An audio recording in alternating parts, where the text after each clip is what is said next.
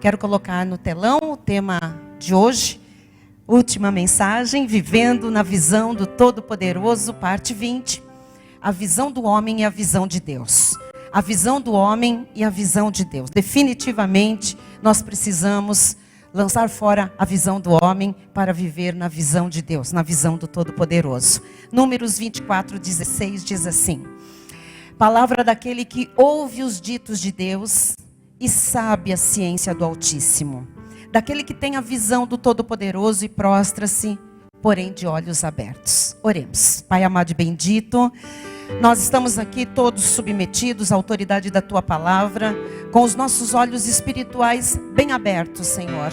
Abertos, porque eles já foram iluminados por Ti. E hoje nós podemos ir além da letra, Pai, porque a letra mata, mas o Teu Espírito dá vida. Nós queremos a vida da Tua Palavra, Jesus. Nós queremos, Pai, que esta visão do homem, ela seja entendida hoje como uma visão que é limitada e que muitas vezes é até, Jesus, pejorativa, aniquiladora. Essa visão do homem é a visão do homem natural. Aquele que não te conhece, aquele que não conhece a tua graça, os teus mistérios revelados.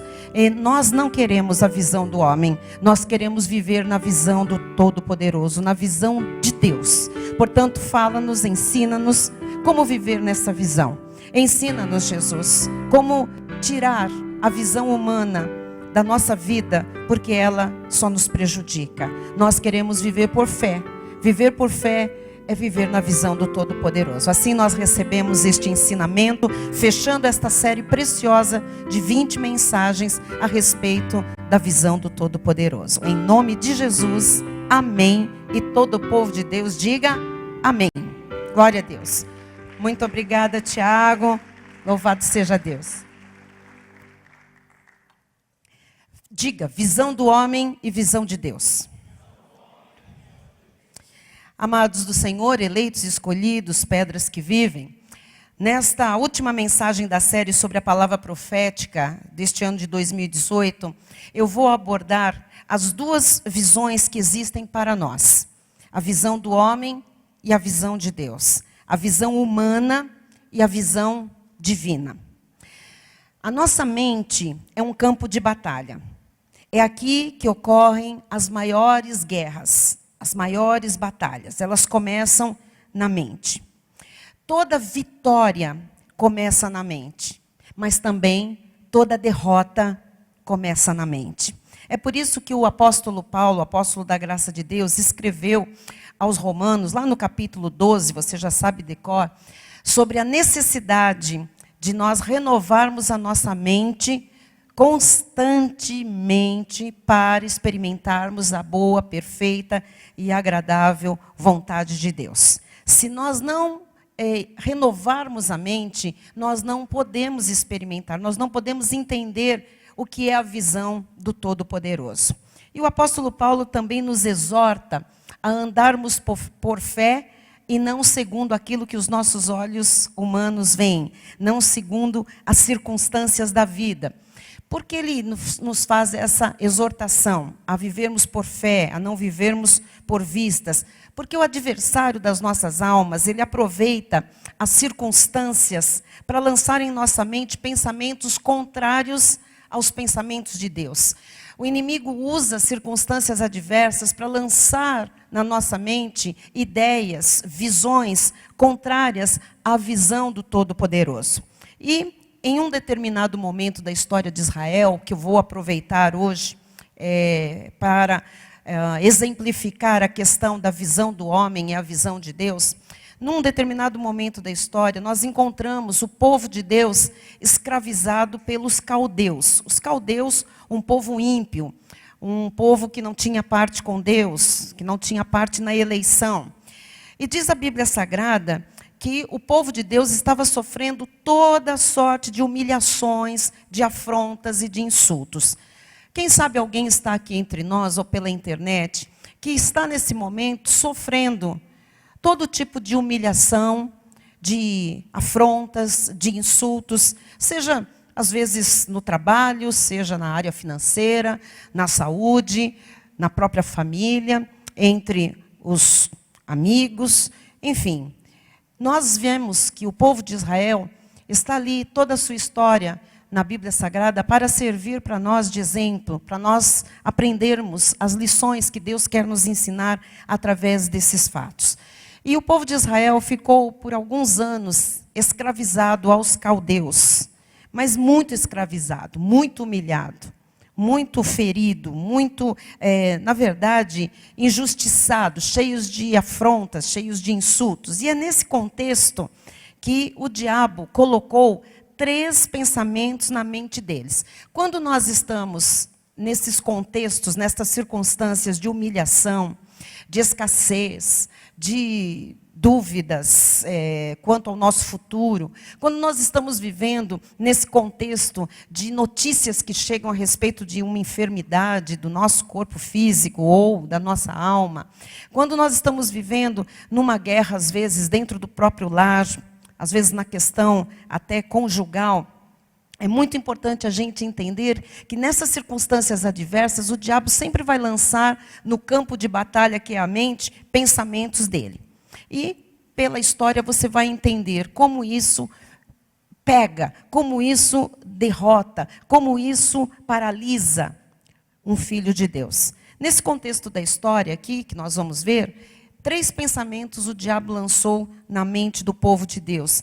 E esses 3 pensamentos fizeram com que aquele povo pensasse errado a respeito deles próprios e também a respeito de Deus. Então é muito perigoso quando nós passamos por circunstâncias adversas, nós não vigiarmos os nossos pensamentos, não renovarmos a nossa mente, porque como ela é um campo de batalha, o inimigo vai tentar lançar pensamentos para que a gente pense coisa errada a nosso respeito e para que a gente tenha pensamentos errados também a respeito de Deus.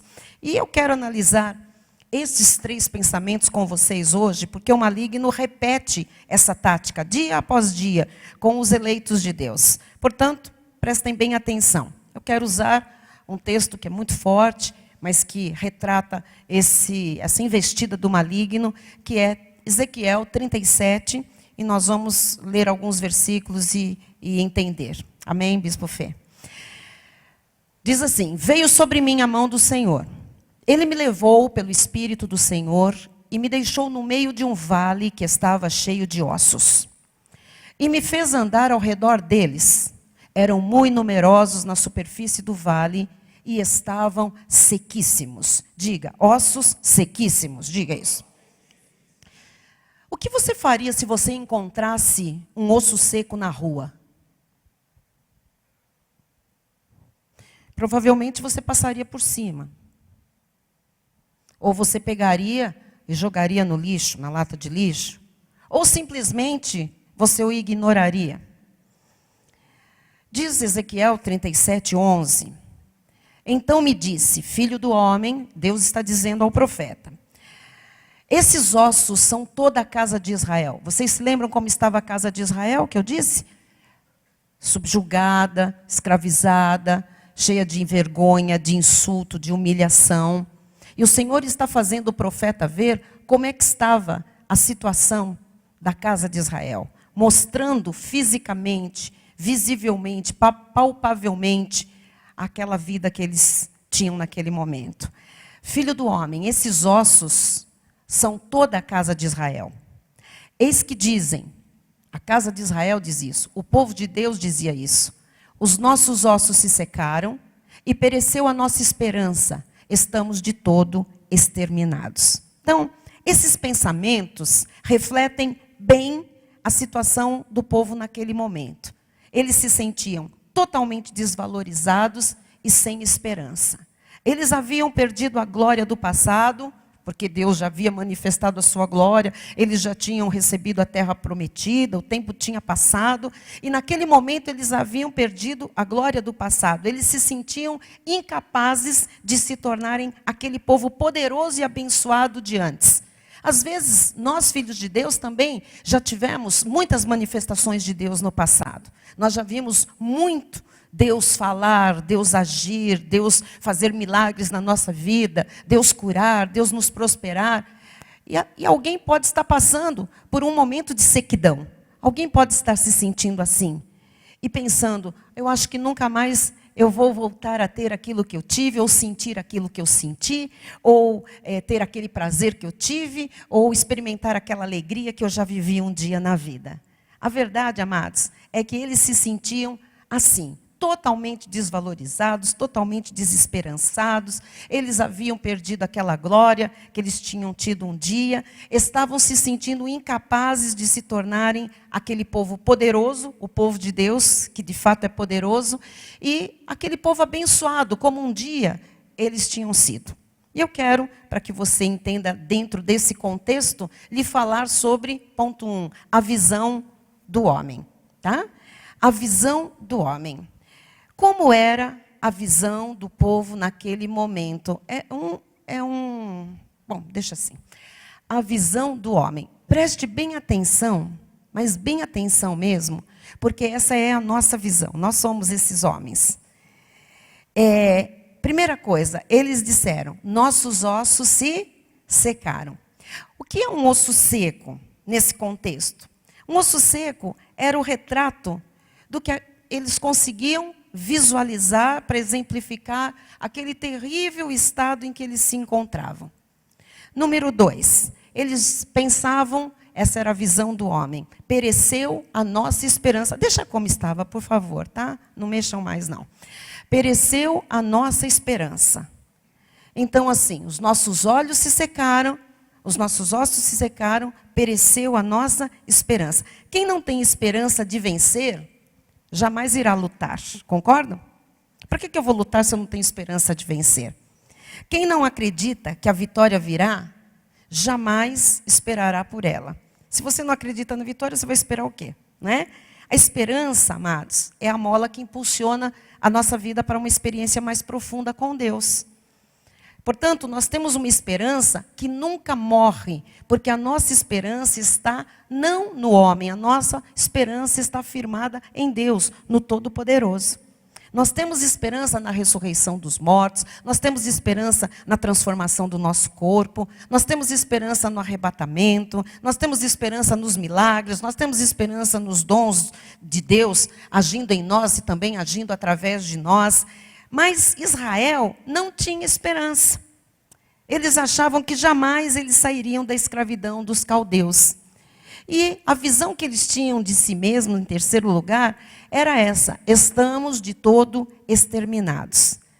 Se você cortar um galho de uma árvore e você jogar esse galho fora, com o passar das horas, enfim, com o passar de um dia, esse galho vai morrer. Por quê? Porque a árvore é que sustenta o galho. Eles se sentiam, o quê? Longe de Deus, afastados, cortados de Deus. Às vezes nós nos sentimos assim, como um galho cortado. Parece que não vai brotar mais, parece que não vai florescer mais, parece que não vai vingar, não vai dar fruto. Esse pensamento de estamos de todo exterminados revela claramente o sentimento que estava na alma daquelas pessoas, do povo de Israel. E a visão humana a respeito deles mesmos era: nós pecamos, porque eles sabiam por que eles estavam escravos dos caldeus, então eles diziam, nós pecamos, o Deus dos céus nos abandonou, agora para nós não resta esperança alguma, a morte nos aguarda, somos escravos, jamais sairemos dessa situação. Os caldeus são mais numerosos do que nós, pereceu-nos a esperança, não passamos de ossos secos, esperando apenas para sermos recolhidos. Isso é o que estava na mente, isso é o que estava no coração daquele povo. Esses eram os pensamentos de Israel diante daquela difícil situação em que eles se encontravam. Era a visão do homem. Você percebe qual é a visão do homem? Para onde leva a visão do homem? O homem vê aquilo que de fato é circunstancial. O homem vê o temporal, o homem vê o temporário, o homem vê aquilo que é físico, aquilo que é concreto. Mas eu quero que você veja, aprenda agora a realidade do plano de Deus para eles. O que Deus tinha para eles, a visão de Deus para eles, não tinha nada a ver com aquilo que eles viam, com aquilo que eles sentiam, com aqueles pensamentos que estavam na mente deles. Eles estavam realmente com a mente num campo de batalha. Ali o diabo já tinha semeado muita coisa ruim. e nós resumimos aqui em nossos ossos se secaram, pereceu a nossa esperança, estamos de todo exterminados. A realidade do plano de Deus, dos desígnios de Deus, da visão de Deus para o seu povo é bem diferente. Ele quer que a gente conheça essa realidade espiritual, Ele quer que a gente viva na visão dele e não na visão humana. Veja, Ezequiel 37, vamos novamente do 1 ao 3, que diz assim, vamos lá. Veio sobre mim a mão do Senhor, Ele me levou pelo Espírito do Senhor e me deixou no meio de um vale que estava cheio de ossos. E me fez andar ao redor deles. Eram muito numerosos na superfície do vale e estavam sequíssimos. Então me perguntou, olha o que Deus pergunta para o profeta. Filho do homem, acaso poderão reviver esses ossos? Respondi, Senhor Deus, tu o sabes. Então, eu quero lhe falar no ponto 2 sobre a visão de Deus. A visão que eles tinham de si, a visão que você às vezes tem de si e de Deus a respeito da sua vida numa circunstância é semelhante muitas vezes a que o povo de Israel tinha. E a visão de Deus? Qual era a visão de Deus? Qual era o pensamento de Deus para o seu povo? Deus mostra para o profeta Ezequiel um vale de ossos secos, uma visão tenebrosa, uma visão assustadora. E Deus faz uma pergunta ao profeta: poderão viver esses ossos, Ezequiel? E essa pergunta, amados, revela o Deus Todo-Poderoso inquirindo o profeta acerca da sua capacidade de fazer coisas impossíveis e extraordinárias. O que ele estava dizendo era, Ezequiel, em outras palavras, você acha que eu posso viver esses ossos secos? Você acha que eu posso fazer algo extraordinário, algo miraculoso, algo diferente, sobrenatural? Era isso que Deus estava perguntando. E o profeta Ezequiel, diante daquele quadro aterrorizante, ele simplesmente responde, Senhor, tu o sabes. Amados, eu estive pensando aqui no profeta Ezequiel, e eu creio que até então o profeta não estava entendendo o porquê de ele estar ali naquele vale de ossos secos, e nem o porquê daquela pergunta de Deus. Mas Deus começa a falar ao profeta, veja o que diz 4-6, de Ezequiel 37. Disse-me ele, profetiza estes ossos e dize-lhes. Quando alguém profetiza, está falando a palavra de Deus. Então esta palavra tem poder, porque é de Deus, não é do homem. E ele disse, profetiza e dize-lhes, ossos secos, ouvi a palavra do Senhor. Imagina um osso ter ouvido. Agora a coisa ficou séria mesmo. Agora a coisa ficou num outro plano. Porque no plano humano, primeiro, osso seco não vai ter vida. Segundo, osso não tem ouvidos para ouvir.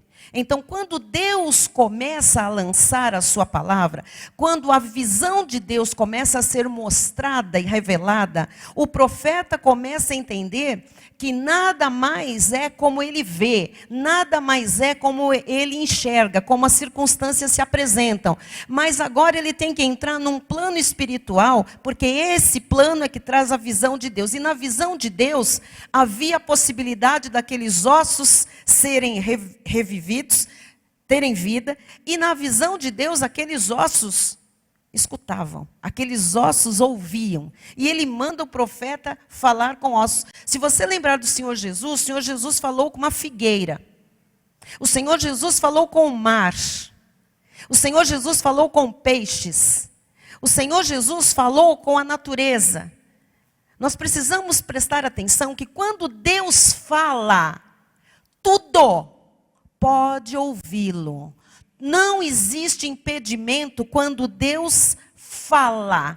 Deus fala e a voz de Deus, a palavra de Deus, é poderosa sobre tudo e sobre todos. Pode acontecer qualquer coisa quando Deus fala. Se você está identificando hoje a voz de Deus, Deus está falando. Pode acontecer qualquer coisa com você, qualquer coisa na sua vida, porque a voz de Deus é sobre tudo e sobre todos. Amém? A voz de Deus é poderosíssima. Então, assim diz o Senhor, Deus, acerca destes ossos, a estes ossos. Eis que farei entrar o Espírito em vós. Vocês percebem que Deus está falando com uma coisa seca? Deus pode falar hoje com qualquer coisa seca na sua vida. Com você que está seco, com você que está ressequido, com você que está, sabe, sem ânimo, sem vigor, sem força, sem sorriso, sem alegria, seco de sentimentos, seco de pensamentos, sem ideias, sem perspectiva. Deus pode falar e Ele está falando. Assim diz o Senhor Deus a estes ossos: eis que farei entrar o Espírito em vós. Ele está falando com uma coisa. E vivereis. O Senhor está falando, está anunciando o que é que Ele vai fazer através do profeta. Versículo 5. Porei tendões sobre vós, farei crescer carne sobre vós estenderei pele, e porei em vós o Espírito, e vivereis, e sabereis que eu sou o Senhor. Amados, neste ponto eu quero chamar a sua atenção para a fé e a obediência do profeta, que é o que me chamou muita atenção. Porque Deus pega um homem como eu e como você, um homem de Deus, um homem que estava no meio desse povo de Israel, que estava escravo dos caldeus. Ele era participante daquela situação, ele era participante daquela circunstância, ele sabia muito bem qual era o sentimento do povo, inclusive deveria ser o sentimento dele, sem perspectiva, né, com os ossos secos, e Deus pega porque ele é profeta e diz: olha, eu te levei em espírito. Deus levou ele sobrenaturalmente a um cemitério, a céu aberto, muitos ossos sequíssimos, diz a palavra. E eu imagino Deus falando para ele: você acha que esses ossos podem ter vida? Ezequiel, você vai falar com os ossos, você vai profetizar. Mas veja que luta. Muitas vezes você tem que jogar uma promessa sobre uma situação seca da sua vida. Que luta!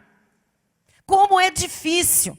Quando você sente uma dor física e você tem que confessar que pelas chagas de Cristo você está sarado. Que luta! Aqui, ó, é uma batalha. É o campo de batalha.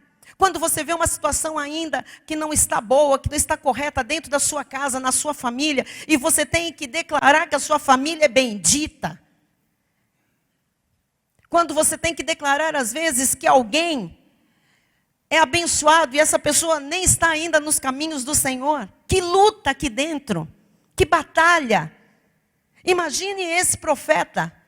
O Senhor diz: fala para os ossos. Diz que eu vou pôr tendões, diz que eu vou pôr carne, que eu vou pôr pele em cima, que eu vou pôr o meu espírito. Diz para esses ossos que eles vão viver. Então eu queria chamar a atenção para duas coisas nesse momento na vida do profeta Ezequiel: a sua fé e a sua obediência a Deus. Por quê? Porque o que o profeta via era real. Era um vale de ossos secos e ele não podia se basear ali na sua lógica, ele não podia se basear no que os seus olhos viam humanamente, porque ele estava mesmo vendo ossos secos. Aqui nós temos um segredo muito precioso, que eu vou lhe registrar através desta frase, para que você fotografe, coloque na porta do seu espelho, no seu espelho, na porta da sua geladeira. Já devia estar no telão, presta atenção aqui, tá? Me ajudem, por favor. Para vivermos de fato na visão do Todo-Poderoso, não podemos viver baseados na lógica e nem no que vemos. Então, nesta última mensagem da série, eu quero lhe dizer: queremos viver na visão do Todo-Poderoso? Queremos. Como é que nós vamos viver na visão do Todo-Poderoso? Nós não podemos viver baseados na lógica, nem naquilo que os nossos olhos veem. Nunca a lógica, o que os olhos veem, é a visão do Todo-Poderoso. A lógica, o que os olhos veem, é a visão do homem. É a visão humana. Não é dessa forma que Deus quer que você veja, que você paute a sua vida, naquilo que você vê, naquilo que você sente, sabe? Nas circunstâncias que você está vivendo. Então, você tem que aprender como profeta. Para ver o sobrenatural, você precisa ter fé. Você precisa acreditar no que Deus diz. Em segundo lugar, você precisa obedecer. Então, obedeça a Deus incondicionalmente e viva na prática, no dia a dia, na visão do Todo-Poderoso. Mas não adianta querer viver na visão de Deus, que é a vontade, o centro da vontade de Deus, e não obedecer.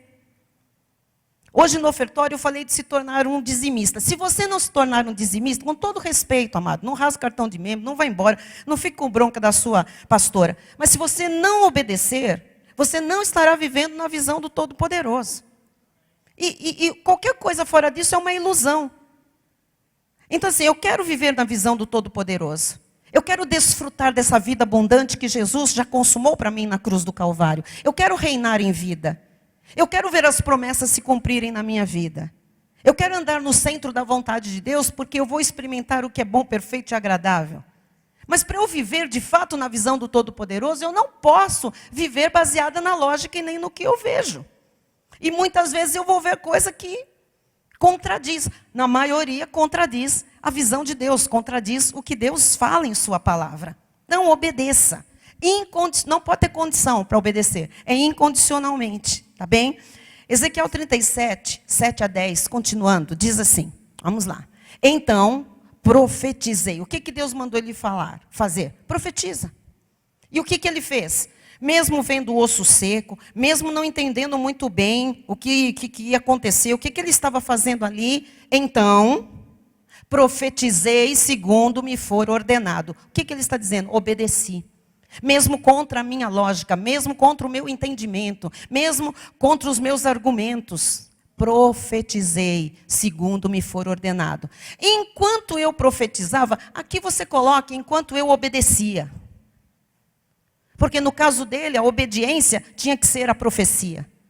Mas para nós, é qualquer coisa que Deus nos mande fazer. Enquanto eu profetizava, enquanto eu obedecia, houve um ruído.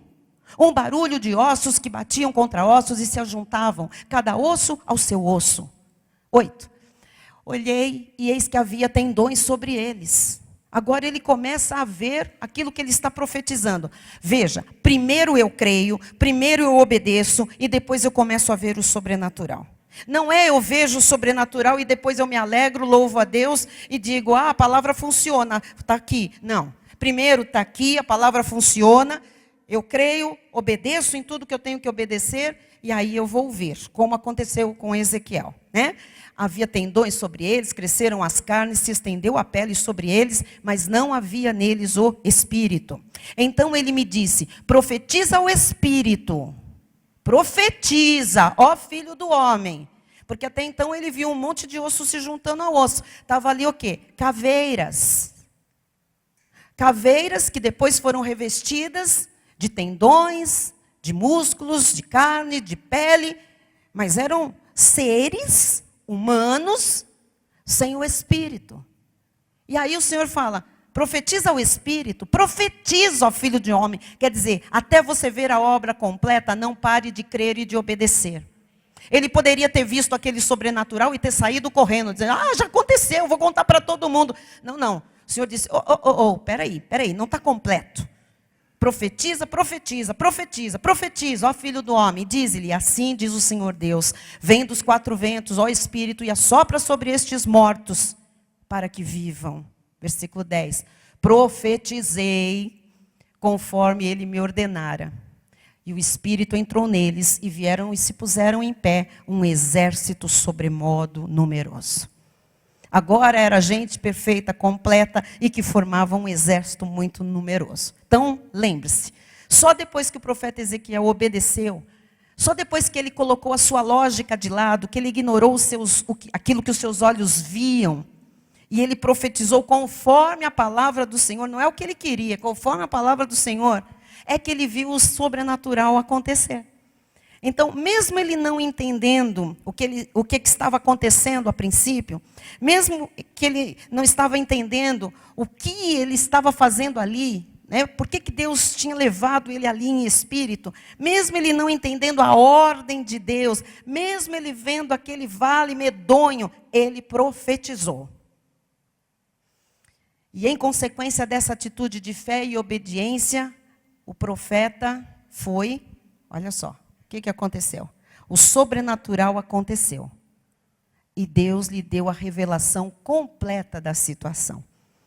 Eu estou aqui no versículo 10. Eu li o 11 antecipadamente para lhe explicar como é que estava o povo de Israel. Mas só depois que ele viu aquilo de sobrenatural que aconteceu após ele ter profetizado segundo a palavra do Senhor, é que o Senhor lhe explicou. Agora o 11, olha só. Então me disse, filho do homem, olha como Deus é lindo. Às vezes você não entende uma situação da sua vida, só depois é que o Senhor vai lhe revelar o porquê daquilo, o para quê daquilo, por que você passou por aquela situação. E ele me disse, filho do homem, esses ossos são toda a casa de Israel. Eis que dizem, o Senhor viu o coração, sabia o que se passava com eles. E eles diziam, os nossos ossos secaram, pereceu a nossa esperança, estamos de todo exterminados. Nós podemos perceber, amados, que estes 3 pensamentos não tinham nada a ver com o pensamento de Deus. Você está vendo aqui o que eles disseram? Os ossos secaram, pereceu a esperança, estamos de todo exterminados. Igreja do Senhor Jesus Cristo. Enquanto eles se sentiam totalmente rejeitados e desamparados, sem esperança, sem perspectiva, sem vida, Deus revela a eles a sua grandeza. Deus revela a eles o seu pensamento. Deus revela a eles a sua visão. O Senhor estava dizendo, eu vou restaurar o meu povo. Eu vou colocar dentro deles o meu espírito. E eu vou trazê-los novamente para a terra de Israel. E eles saberão que eu sou o Senhor. O Senhor está dizendo a você esta noite, que Ele vai reverter situações.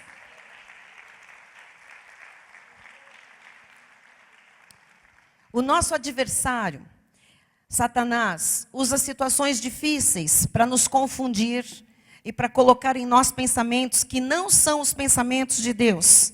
Mas eu creio, amados, que neste momento nós estamos tendo a visão da glória de Deus e nós não aceitaremos nada menos do que a vontade de Deus sobre as nossas vidas.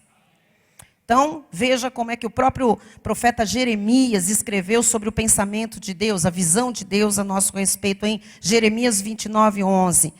Eu é que sei que pensamentos tenho a vosso respeito, diz o Senhor, pensamentos de paz e não de mal, para vos dar o fim que desejais. Então é importante desejar algo bom, não ficar olhando as circunstâncias, dizendo, os ossos se secaram, não tem mais jeito, pereceu a minha esperança e não vai ter mais como eu reverter esta situação. Não, amado, você pode olhar a sua vida, você pode olhar a sua família, você pode olhar a sua saúde, as suas finanças e ver hoje um vale de ossos secos, um cemitério, um verdadeiro caos. Você pode até ter dito como o povo de Deus disse, meus ossos se secaram, meus negócios secaram, meu casamento pereceu, minha saúde foi exterminada, minha família não tem esperança. Essa é a sua visão, essa é a visão humana, mas essa não é a visão de Deus para você. Essa não é a visão do Todo-Poderoso. Deus vê os seus negócios, o seu casamento, a sua família, a sua saúde, os seus sonhos, todos restaurados. O Senhor vê esta situação revertida. O Senhor vê aquilo que Ele vai fazer na sua vida e não o que circunstancialmente você está vivendo. Ponto 3, para nós encerrarmos, diz assim: como Deus opera sua restauração em nossas vidas. Eu lhe falei no ponto 1, como é a visão humana, a visão do homem. No ponto 2, a visão de Deus. Uma não tem nada a ver com a outra. E agora, fechando, como é que Deus opera a restauração dele na sua vida, na nossa vida? Número 1, Deus opera a sua restauração pelo poder da palavra. Glória a Deus que você veio a este culto. Glória a Deus. Quer que eu lhe mostre isso? No mesmo texto, Ezequiel 37:4. Disse-me ele. Nós temos um Deus que fala. Nós temos a palavra de Deus. Profetiza a estes ossos e dize-lhes, ossos secos, ouvi a palavra do Senhor. Você tem que ir para a palavra. Você tem que ler a palavra. Você tem que pegar aquela situação seca e fazer com que essa situação ouça a palavra. Amado, é coisa de doido? É mesmo. Mas a palavra de Deus diz que para nós não é loucura, é poder de Deus. Então pegue a situação que está seca, pegue a situação que está ali, que você olha e fala, não vai ter jeito isso aqui. Eu acho que está exterminada, eu acho que nunca mais eu vou ver brilho nisso, vou ver vida nisso aqui. Fale com a situação, como Jesus falou com o mar, como Jesus falou com ondas, como Jesus falou com o vento, como Jesus falou com a figueira, como Ezequiel, em nome de Deus, falou com os ossos secos. Fale com a situação. É pela palavra que você vai ver a restauração de todas as coisas. A palavra tem poder de renovar a nossa mente. A palavra tem poder de nos santificar, de nos lavar, de nos purificar, de nos ajudar contra o pecado, de nos guiar pela escuridão da vida, de nos livrar de toda tentação. Quando nós ouvimos a palavra e depositamos a nossa fé naquilo que está escrito na palavra, assim como os nervos, a carne, a pele cresceram sobre aqueles ossos, coisas sobrenaturais começam a nascer em nós. Coisas sobrenaturais começam a ser vistas por nós. Nós começamos a ser preparados para a realidade de Deus para a nossa vida, quando nós estamos atentos à sua palavra. Amém? Então diga, a minha restauração virá pela palavra. Segundo lugar, coloque aí, Deus opera sua restauração pelo poder do Espírito Santo. Ezequiel 37:6 diz assim, e porei em vós o meu espírito e vivereis, e sabereis que eu sou o Senhor. Então, eu creio que esta é uma das maiores bênçãos recebidas de Deus. Neste pacto nós já somos templos do Espírito Santo. Ter o Espírito Santo habitando dentro de nós é a maior dádiva que alguém possa ter. A palavra cria em nós a condição de nós vermos o milagre, e o Espírito Santo é o poder que faz o milagre acontecer. Vou repetir. A palavra de Deus, ela cria em nós a condição para nós vivermos o milagre. E o Espírito do Senhor é o poder que faz o milagre acontecer. Nós temos as duas coisas. Amado irmão, não importa a situação que você esteja vivendo, Deus tem poder para mudá-la. Não interessam os pensamentos que rondam a sua mente, não importa o que os seus olhos humanos estejam vendo, o importante é o pensamento que Deus tem ao seu respeito. O importante é a visão de Deus para a sua vida. Ezequiel 37, 12 a 14, vamos para o encerramento. Portanto, profetiza e dize-lhes, assim diz o Senhor Deus, eis que abrirei a vossa sepultura e vos farei sair dela, ó povo meu, e vos trarei a terra de Israel. Não importa como você foi parar dentro de um buraco, não importa como você foi parar dentro de uma sepultura, não importa como você foi parar nessa situação que você esteja, a palavra do Senhor hoje é profética, e Ele diz que Ele abre o buraco, Ele abre a sepultura, Ele abre essa circunstância que se fechou à sua volta, e Ele diz, eu vou tirar você disso e eu vou trazer você de volta à terra de Israel. A terra de Israel é Canaã, onde mana leite e mel, onde há mais do que o suficiente. Esta é a palavra do Senhor para quem vive na visão do Todo-Poderoso.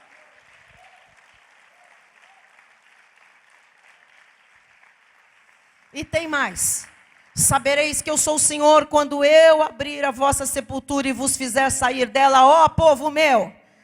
Porém em vós o meu espírito e vivereis, e vos estabelecerei na vossa própria terra. Então sabereis que eu, o Senhor, disse isto e o fiz, diz o Senhor.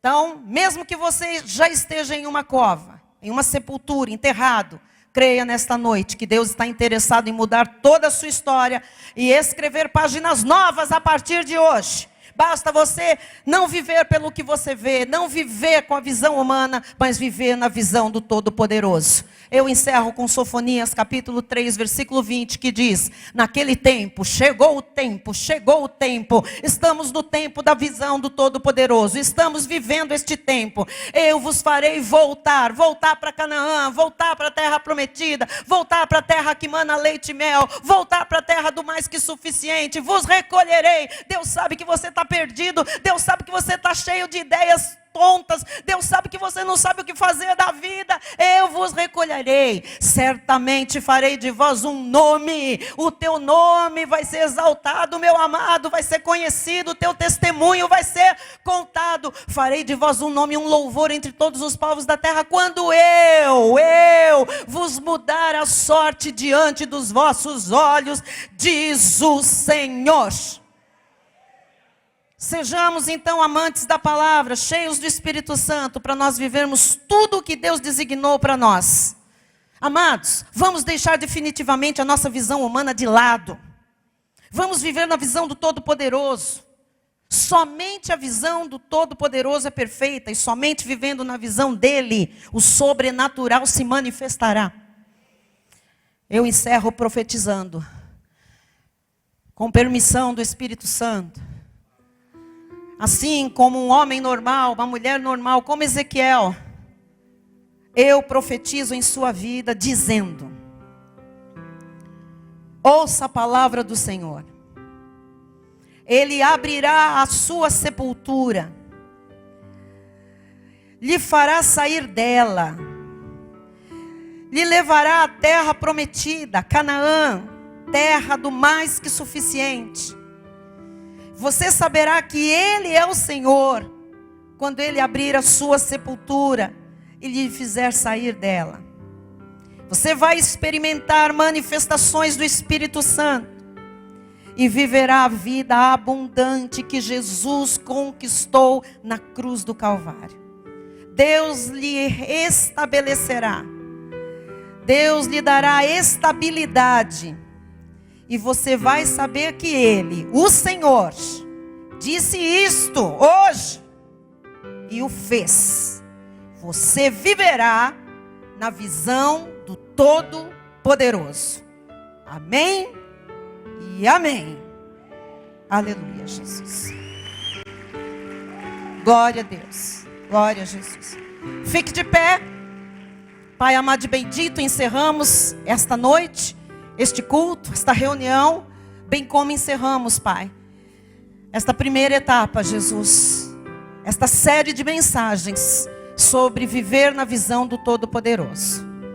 Senhor, muita coisa nós aprendemos, mas nós queremos, como Ezequiel, misturar fé à Tua palavra e obedecer, porque assim o sobrenatural se manifestará. Eu repreendo agora toda vida que está vivendo na visão do homem, que está olhando as circunstâncias, Jesus. Isso é maligno. É nesse momento que o Satanás semeia pensamentos errados. Nós repreendemos todo pensamento contrário ao pensamento de Deus.